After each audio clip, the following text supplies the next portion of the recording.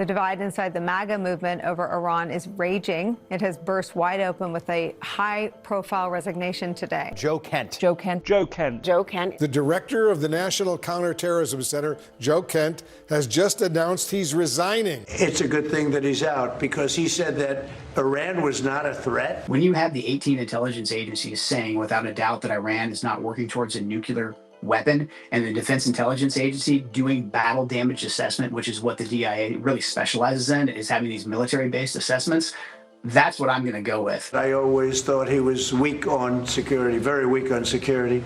I didn't know him well. The attacks against me are to be expected. The ad hominems from people like Mitch McConnell and Lindsey Graham at this point are fairly laughable. They don't want to discuss the issues. I want to discuss the issues. He's now under FBI investigation for allegedly leaking classified information. As for the leak allegations, I'm not concerned because I know I did nothing wrong. Of course, I am concerned because we've all seen the FBI and the full weight of the government come down on individuals who speak out. Trump is not investigating MAGA loyalist Joe Kent for leaking secrets. He's retaliating because Kent told the truth about the Iran war. This is also pretty rich since Trump literally stole classified documents and stashed them in a shitty Mar-a-Lago bathroom. But the timing of this investigation is odd, convenient even, because Joe Kent is not the story. Joe Kent is a symptom, and someone wants that symptom to go away. What we're watching right now in real time is MAGA eating itself. Loyalists turning on loyalists, true believers becoming enemies of the state overnight, a president who demands absolute loyalty and then torches the people who gave it to him the moment they become inconvenient. I mean, here's a video of Donald Trump praising Joe Kent. We spoke for 20 minutes and I said, you got to go through this period. It's a horrible thing, but you have something very special. I said, you ought to run for politics someday. I thought it was a little bit pushy of me to do that. This wasn't the right time. But that incredible woman's looking down on him right now, and she's very proud. But I said, you ought to run for politics sometime. And I guess he took me seriously. Because like a couple of years later, I hear this guy, Joe Kent. I said, is that the same one that was running a long time ago? And he was running against a person who voted to impeach me. I said, this guy is great, I like him. This is the MAGA loyalty trap. You're special until you're not. You're incredible until you contradict him. And then suddenly, you're a traitor to him. In 2016, you said that. I'm going to surround myself with only the best and most serious people. Your Vice President, Mike Pence, is running against you. Yeah. Your Ambassador to the United Nations, Nikki Haley, she's running against you. Your former Secretary of State, Mike Pompeo, said he's not supporting you. You mentioned National Security Advisor John Bolton. He's not supporting you either. You mentioned Attorney General Bill Barr, says you shouldn't be president again, calls you the consummate narcissist and troubled man. You recently called Barr a gutless pig.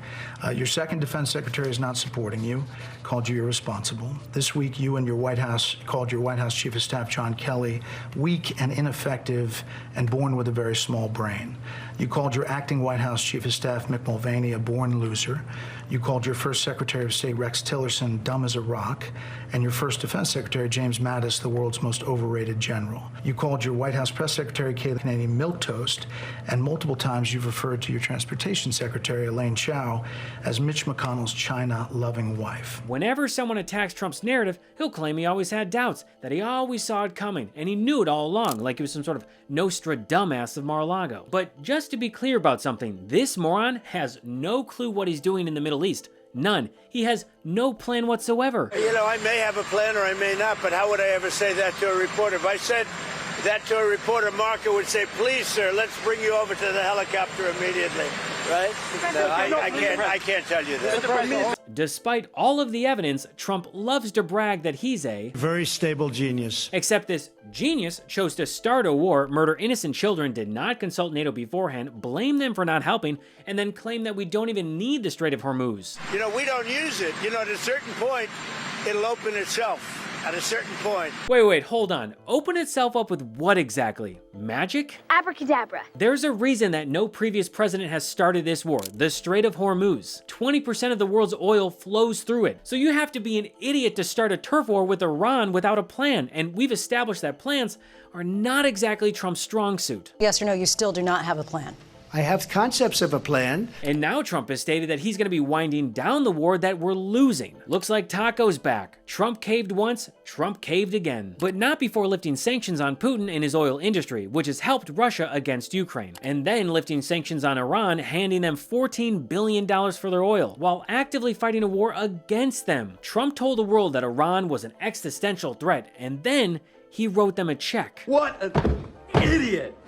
Oh, what a loser! But here's the question that his MAGA cult never stops to ask. If Trump is really a genius playing 57D chess and always knows what's about to happen, then why did he appoint Kent to run the National Counterterrorism Center? Seriously, if he thought that Kent was so weak on security, then why did he give him the single most security-focused intelligence job in the country? Either Trump is lying right now, rewriting history the moment that someone becomes inconvenient, or he just confessed to deliberately placing someone he believed was unqualified into one of the most sensitive positions in the US government. Now, before we get into the bigger problem, let's be clear about who Joe Kent actually is. Just because he did something useful on the way out doesn't cover up the fact that he's a very, very, very bad person. Joe Kent is an anti-Semitic, white nationalist, election-denying conspiracy theorist who has ties to Nick Fuentes, Patriot Prayer, and the Proud Boys. Oh, and he has a tattoo on his arm with the word Panzer, as in the Nazi German tank divisions used in the systemic killing of Jewish people during World War II. And like many of Trump's loyalists, these are the things that actually put Kent on Trump's radar and ultimately got him the counterterrorism position. He was the guy shaping which individuals and organizations the US government considers terrorist threats. That's not good. Like I said earlier, the only reason that Trump pulled a 180 on Kent is because Kent publicly resigned over Trump's war in Iran and also said that Iran posed no imminent threat. Was Iran on the verge of getting a nuclear weapon? No, they weren't, 3 weeks ago when this started, and they weren't in June either. I mean, the Iranians have had a religious ruling, a fatwa, against actually developing a nuclear weapon since 2004. That's been in place since 2004. That's available in the public sphere. But then also we had no intelligence to indicate that fatwa was being disobeyed or it was on the cusp of being lifted. Remember, Trump said last June that we had obliterated Iran's nuclear supply, yet somehow it's become a threat, which makes zero sense unless once again, Donald Trump has lied to the American people. And now, since choosing to start this war, Donald Trump and Pete Hegseth have lied about killing school children, lied about American deaths, alienated our allies, sent more troops abroad, and said that if they die, that's the way it is. Even as we continue the righteous mission for which they gave their lives, we pray for the full recovery of the wounded and send our immense love and eternal gratitude to the families of the fallen. And sadly, there will likely be more.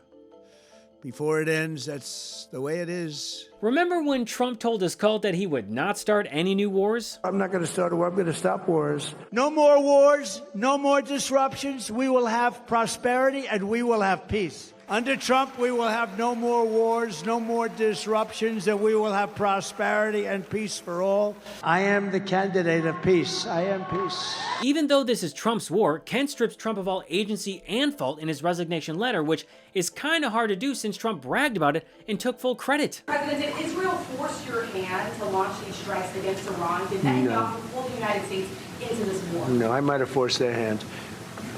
You see, we were having negotiations with these lunatics, and it was my opinion that they were going to attack first. They were going to attack. If we didn't do it, they were going to attack first. I felt strongly about that. Like always, Trump couldn't help himself and had to take the credit. The president had a feeling, again, based on fact. A feeling? What is this, Black-Eyed Peas? I got a feeling.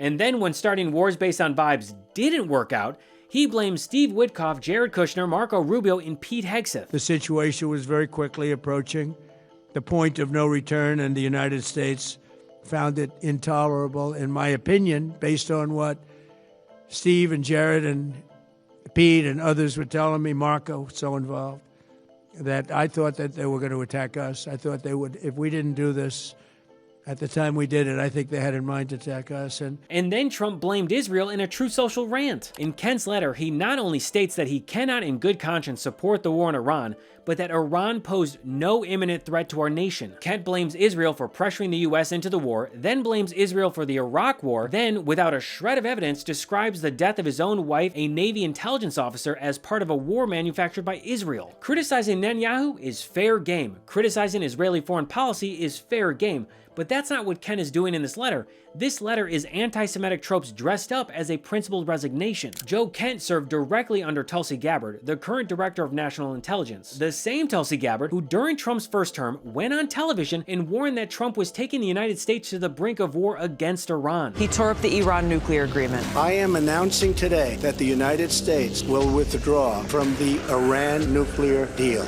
Second, he has escalated crippling sanctions against Iran. The sanctions kicking in at midnight Sunday target Iran's oil exports, banking, and shipping, even though UN inspectors say Iran is still complying with the nuclear deal. The United States will pursue additional sanctions, tougher than ever before. Third, he designated Iran's military as a terrorist organization. Secretary of State Mike Pompeo has announced that the U.S. is designating the Iranian Revolutionary Guard as a terror group. Today, the United States is continuing to build its maximum pressure campaign against the Iranian regime. I'm announcing our intent to designate the Islamic Revolutionary Guard Corps, including its Quds Force, as a foreign terrorist organization. With this terror designation, the U.S. can sanction pretty much anybody who talks to or deals with or has any business whatsoever with the IRGC. And fourth, he continues to deploy more and more U.S. troops to the region. Just moments ago, the Pentagon authorized an additional 1,000 American troops to the Middle East in response to growing concerns over Iran. The Trump administration announced yesterday that a U.S. aircraft carrier and a bomber task force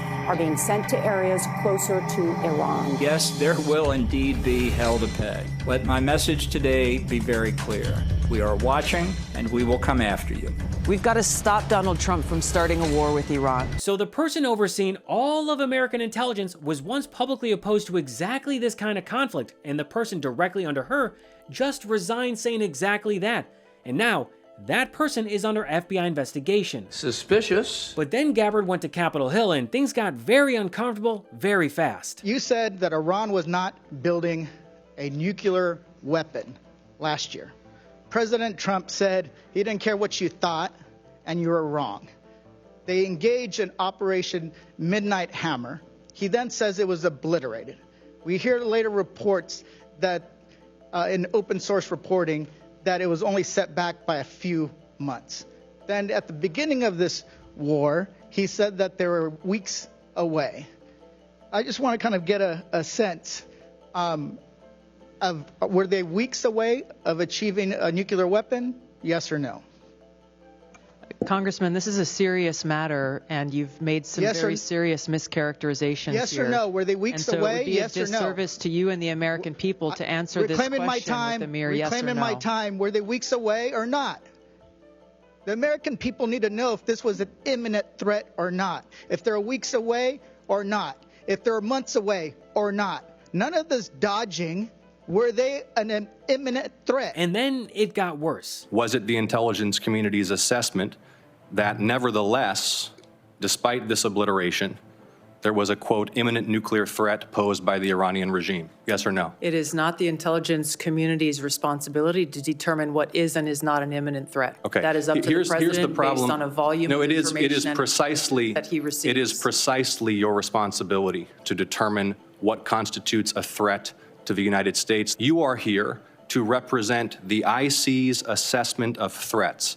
That's a quote from your own opening statement. Just let that land for a sec. Trump says that he had to bomb Iran because it posed an imminent threat. And when Congress asked the Director of National Intelligence whether there was any evidence of that threat, her answer was essentially, whatever the president says it is. That's the Director of National Intelligence telling Congress that the president gets to define reality, and her job is to not contradict him. And if you contradict him, cross him, or just go after him, he will weaponize the government against you. Robert Mueller, who led the Russia investigation into Trump's 2016 campaign, Trump spent years calling it a witch hunt and trying to shut it down. And now, after a battle with Parkinson's, Robert Mueller has passed away. So naturally, Trump decided to go on to Truth Social and say, good, I'm glad he's dead. And his supporters have been cheering it on as well. So I don't want to hear anything from MAGA about people celebrating Charlie Kirk's death or when Trump eventually dies on the shitter. they opened Pandora's box. James Comey ran the FBI investigation into Trump's Russia ties. Trump fired him after he did not declare absolute loyalty to Trump. And now, in his second term, Trump's DOJ indicted Comey on charges that a federal judge later dismissed as incompetent prosecutions. Letitia James won a civil fraud case against Trump. Trump had the DOJ indict her on bank fraud charges. That judge dismissed it too. Then Trump fired the U.S. attorney who refused to bring the charges and replaced him